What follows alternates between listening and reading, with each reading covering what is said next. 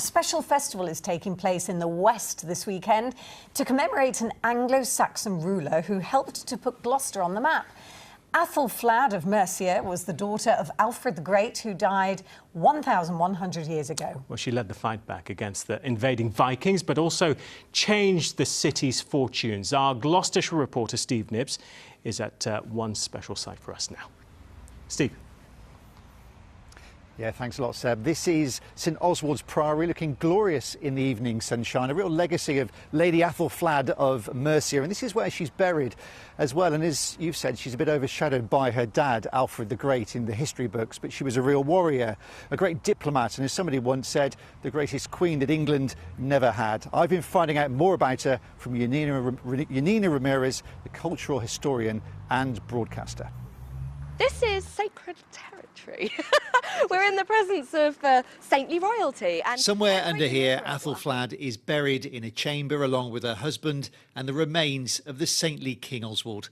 But over 1,100 years ago, Aethelflaed had a huge influence in shaping the future of England. She took all the advances that her father made in terms of pushing back the Vikings, securing the monasteries, the churches, really carving out an Anglo-Saxon kingdom again. And she expanded that. She pulled back territories all across the Midlands, what was known as Mercia at that point. What was once called the Golden Minster and now stands in the shadow of the cathedral, the priory was commissioned by Aethelflaed. She brought the relics, the remains of St Oswald here, and in doing so, made Gloucester a destination. She knew that by bringing them here to Gloucester, she could bring a prestige back to the city. And she dedicated the site to this royal saintly king. What she was doing through that was making this connection between her own family, the newly emerging phoenix from the ashes, and this older tradition of royal kings. And because of this, Aethelflaed shaped Gloucester's identity. The fact that she chose to be buried here was another sign of the value she placed on this city. And indeed the layout, even the original routes of the roads through the city, they're all 1,100 years old, and they're all thanks to Aethelflaed. I think I know what this is. This is so exciting.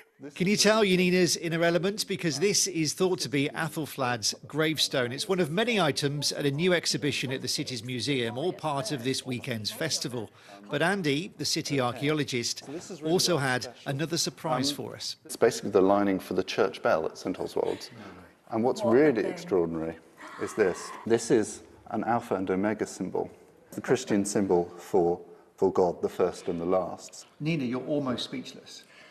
I can't believe that I'm seeing this. It's a unique Anglo-Saxon object. You know, to have a mould, something that's deliberately broken up, but also the idea that the object it made was the bell of St Oswald's that would have been the soundtrack of people's lives in Gloucester.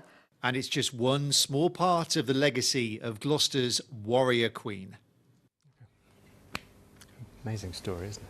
Yeah, Janina's so enthusiastic about this sort of stuff. I learned a lot today, and you can learn a lot yourself too. The Aethelflaed 1100 festival starts on Friday, and I think a real highlight will be on Saturday when they're recreating her funeral procession, when her body, played by a very much alive local actress, will arrive in Gloucester docks and then be processed here to the Priory, where there will be an Anglo-Saxon living camp. Do learn a lot.